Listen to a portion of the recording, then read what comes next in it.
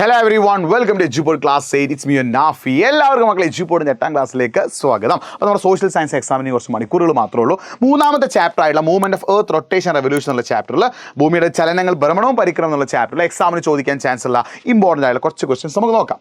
ഈ ക്വസ്റ്റ്യൻ കണ്ടോ, what is the name of imaginary light that separate day and night? രാത്രിയുടെയും പകലിനെയും വേർതിരിക്കുന്ന ഈ ഒരു സാങ്കല്പിക രേഖയുടെ പേരെന്ത്? എന്താണ് ഈ സാങ്കല്പിക രേഖയുടെ പേര്? സർക്കിൾ ഓഫ് ഇല്ലൂമിനേഷൻ അഥവാ പ്രകാശവൃത്തം എന്നാണ് എക്സാമിന് ചോദിക്കാൻ ചാൻസ് ഉണ്ട്. സർക്കിൾ ഓഫ് ഇല്ലൂമിനേഷൻ അഥവാ പ്രകാശവൃത്തം പഠിച്ചു വെച്ചോ, വളരെ വളരെ ഇമ്പോർട്ടൻ്റ് ആണ്. അപ്പോൾ എന്താണ്, നമുക്കറിയാം ഭൂമിയുടെ ഭ്രമണത്തിന്റെ സവിശേഷത നിങ്ങൾ എന്ത് ചെയ്യണം, പഠിച്ചു വെക്കണം കേട്ടോ. എക്സാമിന് ചോദിക്കുക ഭൂമിയുടെ ഭ്രമണം അഥവാ എർത്തിന്റെ റൊട്ടേഷന്റെ ഫീച്ചേഴ്സ്. അടുത്ത ക്വസ്റ്റ്യൻ കണ്ടോ, there is a force that cause object moving freely on the earth surface to change direction due to rotation. This change in direction is known by the name of this force. Can you tell this?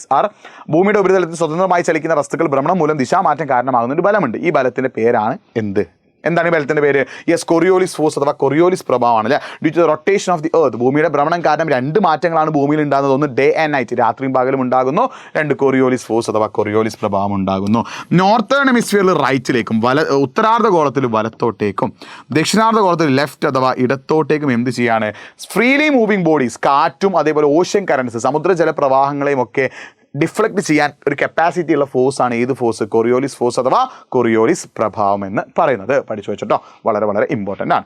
ഇനി ഈ ഒരു question നിങ്ങൾക്ക് ഒരു homework ആണ്. ഇതിന് answer നിങ്ങൾ എന്ത് ചെയ്യുക, ഒന്ന് കമന്റ് ബോക്സ് ടൈപ്പ് ചെയ്യുക. ഈ ഒരു ക്വസ്റ്റ്യൻ നിങ്ങൾ കണ്ടല്ലോ, ഇതിന് ആൻസർ നിങ്ങൾ എന്ത് ചെയ്യുക, ഒന്ന് കമന്റ് ബോക്സ് ടൈപ്പ് ചെയ്യണം. നമ്മൾ ഓൾറെഡി ലൈവിലൊക്കെ ഡിസ്കസ് ചെയ്തിട്ടുണ്ട്. ഇതിന് ആൻസർ നിങ്ങൾ എന്തായാലും എന്ത് ചെയ്യുക, ഒന്ന് കമന്റ് ബോക്സിൽ ടൈപ്പ് ചെയ്യട്ടോ. ഇനി ഈ ഒരു ക്വസ്റ്റ്യൻ ആണ്, ഇത് എന്തായാലും ഇമ്പോർട്ടൻ്റ് ആണ്, എക്സാമിന് ചോദിക്കണം. What is the name of the day when sun rays fall perpendicularly on the Tropic of Cancer? ഉത്തരാതിരേഖയ്ക്ക് മുകളിൽ സൂര്യരശ്മികൾ പതിക്കുമ്പോൾ ആ ദിവസത്തെ വിളിക്കുന്ന പേരെന്താ?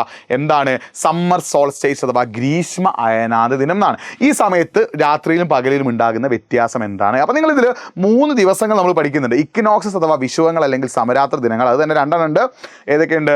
ഓട്ടം ഇക്വിനോക്സസും ഉണ്ട്, അതേപോലെ തന്നെ സ്പ്രിംഗ് ഇക്വിനോക്സസും ഉണ്ട്. ശരത് വിഷുവും ഉണ്ട്, അതേപോലെ വസന്ത വിഷുവും ഉണ്ട്. അപ്പോൾ ഈ ഇക്വിനോക്സസ് നിങ്ങൾ പഠിക്കണം. അതേപോലെ സമ്മർ സോൾസ്റ്റേസ് ഗ്രീഷ്മ അയനാദ ദിനം പഠിക്കണം.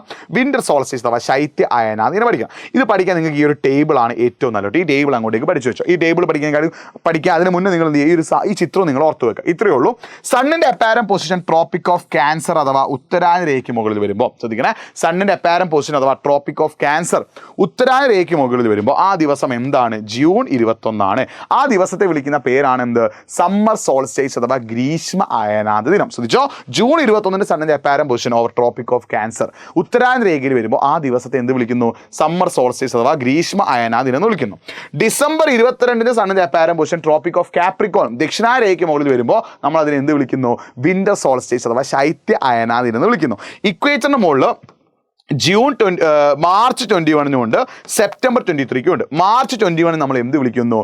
സ്പ്രിംഗ് ഇക്വിനോക്സസ് അഥവാ വസന്ത വിഷുവം എന്നും, സെപ്റ്റംബർ 23 നമ്മൾ എന്ത് വിളിക്കുന്നു? ഓട്ടം ഇക്വിനോക്സസ് അഥവാ ശരത് വിഷുവം എന്നും വിളിക്കുന്നു. അപ്പോൾ ഈ പേരുകൾ പഠിച്ചു വെക്കുക. ഇത് ഓരോ ദിവസത്തിൻ്റെയും പ്രത്യേകതയും നിങ്ങൾ എന്ത് ചെയ്യണം, പഠിച്ചു വെക്കണം. ഈ പ്രത്യേകത പഠിക്കാൻ വളരെ സിമ്പിളാണ്. സണ്ണിൻ്റെ അപ്പാരന്റ് പൊസിഷൻ ഏത് ഹെമിസ്ഫിയറിലാണ്? അപ്പോൾ ജൂൺ 21 ശ്രദ്ധിക്കണേ, ജൂൺ 21 സണ്ണിൻ്റെ apparent position over Tropic of Cancer അല്ലേ, എവിടെയാണ്? ഉത്തരാതിരേഖയ്ക്ക് മുകളിൽ. ജൂൺ 21 സണ്ണിൻ്റെ അപ്പാരന്റ് പൊസിഷൻ എവിടെ? ഓവർ ട്രോപ്പിക് ഓഫ് ക്യാൻസർ അഥവാ ഉത്തരാതിരേഖയ്ക്ക് മുകളിലാണ്.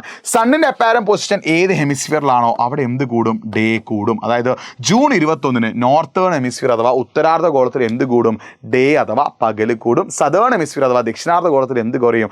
ഡേ അഥവാ പകല് കുറയും. ഇത് അങ്ങോട്ടേക്ക് എന്ത് ചെയ്യുക, പഠിച്ചു വെക്കട്ടെ. അപ്പോൾ ഈ ഒരു കാര്യം നിങ്ങൾ പഠിക്കണം. ഇത് 3 പഠിക്കാൻ നിങ്ങൾ എക്സാമിന് എന്ത് ചെയ്യരുത്, പോകരുത്. ഈ ഒരു ടേബിൾ അങ്ങോട്ടേക്ക് എന്ത് ചെയ്യുക, നോക്കി വെക്കല്ലേ. ടെക്സ്റ്റ് ബുക്ക് നിങ്ങൾ ഓൾറെഡി ഫിൽ ചെയ്തിട്ടുണ്ടാവും. ഇക്വേറ്റർ മാർച്ച് 21 സെപ്റ്റംബർ 23 ആണ്. ആ ദിവസം എന്തായിരിക്കും? Will be equal. രാത്രിയുടെയും പകലിൻ്റെയും ഇതായിരിക്കും എന്തായിരിക്കും? തുല്യമായിരിക്കും. ഇത് നിങ്ങൾ ടെക്സ്റ്റ് ബുക്കിൽ ഫില്ല് ചെയ്തിട്ടുണ്ടാവും. ഇത് വളരെ വളരെ ഇമ്പോർട്ടൻ്റ് ആണ്, എക്സാമിന് പഠിച്ചു വെച്ചിട്ടോ. അപ്പോൾ ഇതേപോലെയുള്ള ക്വസ്റ്റ്യൻസ് എന്ത് ചെയ്യും, നിങ്ങൾക്ക് ഓണം എക്സാമിന് ചോദിക്കാൻ ചാൻസ് ഉണ്ട്. നന്നായിട്ട് പഠിക്കുക, ഉഷാറായിട്ട് പഠിക്കുക. നിങ്ങൾ nafi.edu.pod എന്നുള്ള ഇൻസ്റ്റാഗ്രാം പേജും കൂടി എന്ത് ചെയ്തു, ഫോളോ ചെയ്ത് വെച്ചോ. അപ്പോൾ ഈ ഒരു ചാപ്റ്ററിൽ കൊറിയോളിസ് ഫോഴ്സ്, കൊറിയോളിസ് ഫലം ഇമ്പോർട്ടൻ്റ് ആണ്.